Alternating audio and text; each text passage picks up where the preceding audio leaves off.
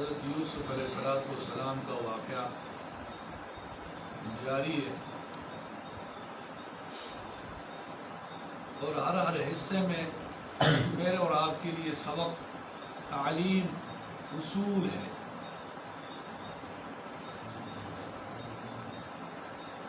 ہم ان واقعے میں یہاں تک پہنچے کہ یوسف علیہ السلام کے بارے میں فیصلہ ہوا کہ یہ سچے ہیں، اور عزیز مصر کی بیوی کے بارے میں یہ ثابت ہو گیا کہ شرارت کس کی ہے؟ عزیز مصر نے فیصلہ سنایا۔ کیا فیصلہ سنایا؟ اِنَّهُ مِن کَیْدِکُنَّ، یہ سارا مکر، یہ سارا فریب تم عورتوں کا ہے۔ اِنَّ کَیْدَکُنَّ عَظِیمٌ، اور یاد رکھو عورتوں کا مکر بہت بڑا ہے، جال بہت بڑا ہے، سمجھتے سمجھتے بندہ پھنس ہی جاتا ہے۔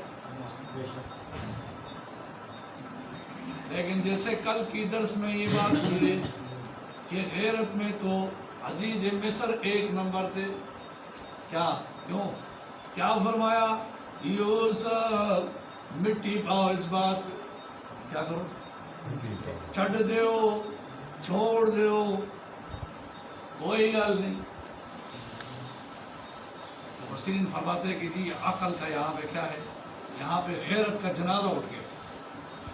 یعنی ایک آدمی کے سامنے اس کی بیوی کی اتنا بڑا جرم سامنے آ رہا ہے، اور وہ کہتے ہیں مٹی پاؤ، چھڈ دیو، اس گل نو چبا دیو۔ اس سے بڑا یعنی انسان کہاں گیا ہے؟ لیکن یاد رکھو غیرت کس میں ہے؟ غیرت اس آدمی میں ہوتا ہے جس میں لا الہ الا اللہ محمد الرسول اللہ، یہ کلمہ اس کے دل میں ہوتا ہے، کیونکہ اللہ سب سے بڑے غیرتی ذات ہے۔ جو اس کے مننے والے ہوں گے وہ بھی غیرت والے ہوں گے۔ سمجھ گئے؟ اگر کلمہ نہیں ہے تو پھر لوگ ننگے طواف بھی کرتے ہیں اور یہ سمجھتے ہیں کہ جی ہم بڑے کمال کر رہے ہیں، اور جب یہ کلمہ نہیں ہوتا، دل کلمے سے خالی ہوتا ہے، خدا کی قسم پھر لوگ برہنہ لوگوں کو پیر سمجھ کے چمنے۔ پھر جب کلمہ نہیں ہوتا دل میں تو پھر لوگ اپنی عورتوں کو بھی ایسے پیروں کے سامنے لا کر برکت حاصل کرتے ہیں۔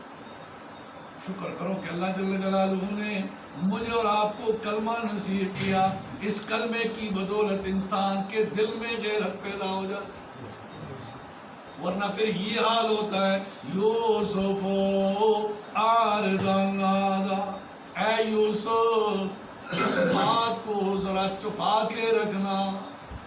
اور بیوی سے کہتے ہیں وَاسْتَغْفِرِي لِذَنبِكِ، بس تو صرف معافی مانگ لو، کام کرسی، کیا کرو؟ معافی مانگ لو، یا مجھ سے مانگ لو یا یوسف سے مانگ لو، کوئی گل نہیں۔ اِنَّكِ كُنْتِ مِنَ الْخَاطِئِينَ، غلطی آپ کی ہے۔ اب یوسف علیہ السلام کے اوپر تاکید ہو گئی اس بات کو یہی رہنے دیا جائے، لیکن اللہ جل جلالہ نے اس بات کو کیا کر دیا؟ وقال، آج کے درس میں وقال نسوة فی المدینہ، بات ادھر ادھر پھیل گئی۔ تفسیری مظہری فرماتے ہیں کہ یہ بات ان لوگوں، ان عورتوں نے کی جو عزیز مصر کے افسران میں سے تھے، ان کی بیویوں میں سے ایک بیوی جو عزیز مصر کا گودام تھا، اس کا منتظم تھا، اس کی بیوی تھی۔ ایک بورچی جو بورچی تھا اس کی بیوی تھی۔ ایک جو فوجوں پر منتظم تھا، کمانڈر تھا، ایک اس کی بیوی تھی، ایک گھر کا چوکیدار تھا، اس کی بیوی. یہ بڑے اونچے درجے کے عورتوں نے بات کرنا شروع کیا. کیا بات کی؟ امرات العزیز تراود فتاها عن نفسی. عزیز مصر کی بیوی کو دیکھو کتنی بے غیرت ہے، کوئی غیرت نام کی کوئی چیز نہیں. اپنے مرتبے کے کسی آدمی سے فرمائش کرتے تو ایک بات تھی، لیکن ایک غلام سے فرمائش کرنا کتنی بڑی حماقت ہے. سمجھ گئے؟ اور قد شغفها حبا، اس کا دل، عزیز مصر کے دل یوسف علیہ السلام اس میں رچ بس گئے. بہت معنی ہیں.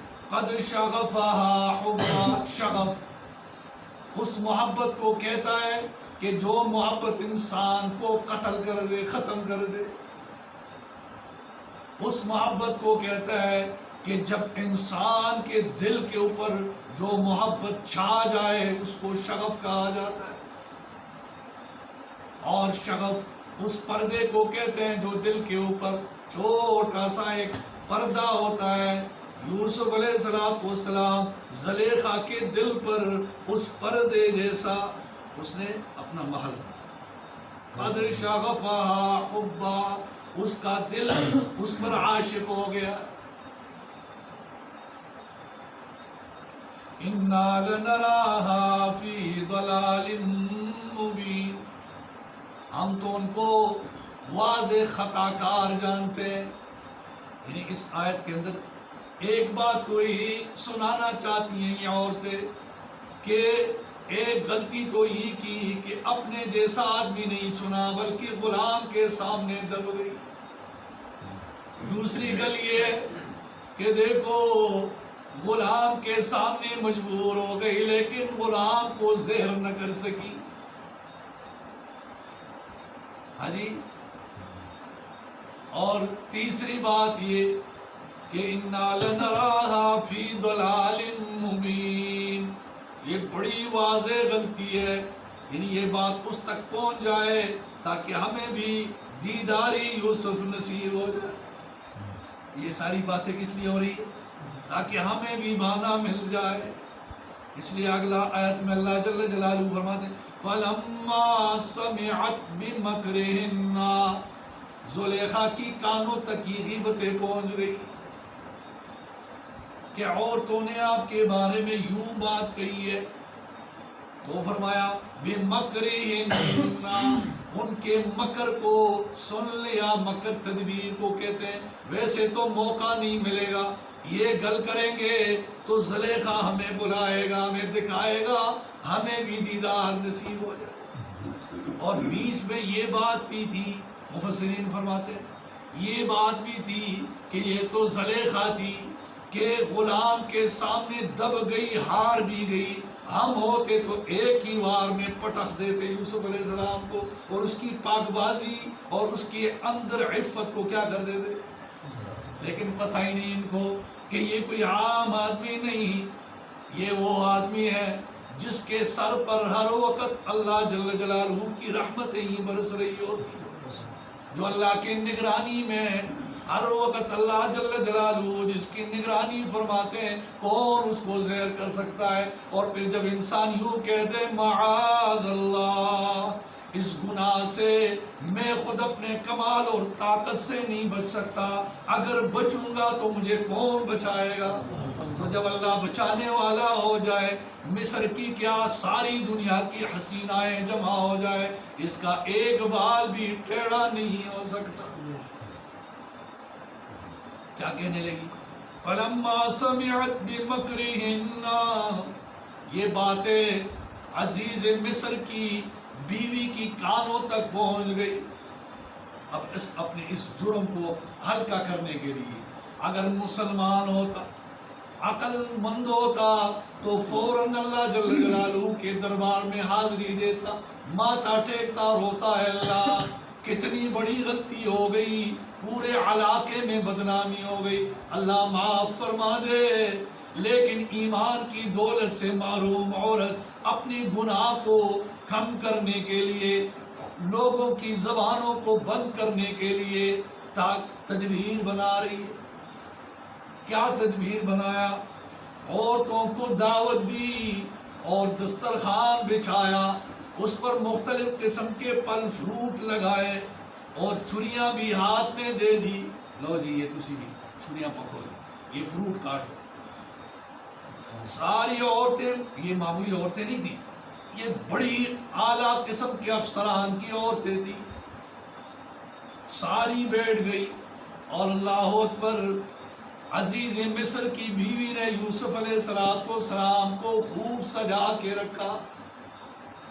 وہ تو ویسے بھی خوبصورت تھے نا، وہ تو ویسے بھی ملائکہ صفت دے، پھر اس نے خوب اس کو سجایا، خوب اس کو چمکایا، ایسے ایک کمرے میں بند کر دیا، یہاں دسترخوان بچھایا، فروٹ لگائے، عورتوں کو جمع کیا، فروٹ بچھائے، ہاتھ میں چھریاں دی، اور یوسف علیہ السلام کو کہا اخرج علیہن، ذرا ان کے سامنے آ جاؤ تاکہ ان کو پتہ چلے۔ ہاں جی، اللہ اکبر۔ علماء فرماتے ہیں کہ یوسف علیہ السلام جیسے وہاں پہلے ان سے پوچھا کہ ارے بتاؤ، جس غلام کے اوپر میں عاشق ہوں، کیا تسی بھی اس کو دیکھنا چاہتے ہو؟ ہاں ہاں، ہم نے تو بات بھی اسی لیے کی کہ ہم اس کو کیا کریں، اسی ایک جھلک دیکھ لیں۔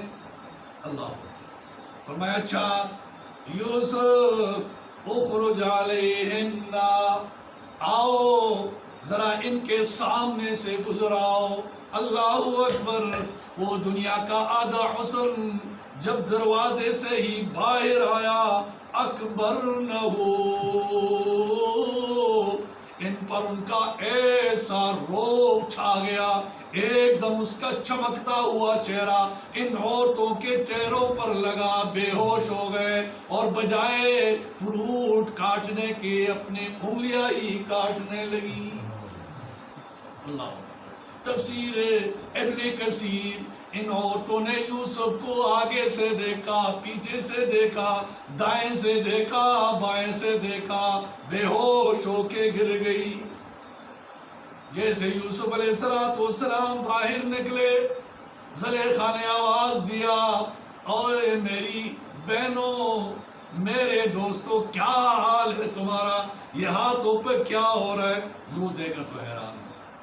فرمایا دسوڑ، تم نے تو ایک دفعہ دیکھا، تمہارا یہ حال ہو گیا، میں تو 8-10 سال سے ان کو بار بار دیکھتا ہوں، لیکن میرے دوستو، زلیخا تقریر کر رہی، میرے دوستو، جیسے اس کے ظاہری خوبصورتی ہے، ظاہری چمک اور دمک ہے، ظاہری حسن ہے، لیکن اسی طرح اس کے باطن کی حسن کا بھی کیا کہنے کہ بار بار مطالبے کے باوجود یوسف علیہ السلام کبھی بھی بری نگاہ سے میرے طرف اوپر دیکھا بھی نہیں۔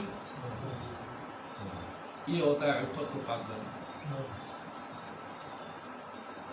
تو جیسا ان عورتوں نے یوسف علیہ السلام کے حسن و جمال کو دیکھا، جیسا یوسف علیہ السلام کے چہرے کے چمک دمک کو دیکھا، جیسا یوسف علیہ السلام کے حسین چہرے پر نگاہ لگ گئی، تو ایک دم زبان سے یہ جملہ نکلا، حاشا للہ، اللہ کی پناہ۔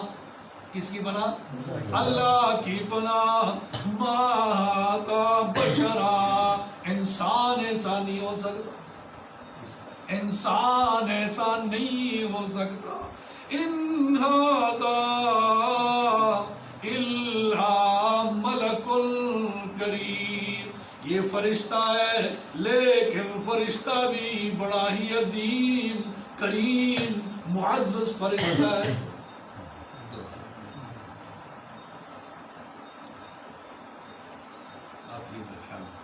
کیونکہ جماعت والے بھی کچھ ہمارے محلے سے بھی ماشاءاللہ ساتھیوں نے مجاہدہ کیا ہے، تو یہ رخصت ہوں گے تو حیات اور ساری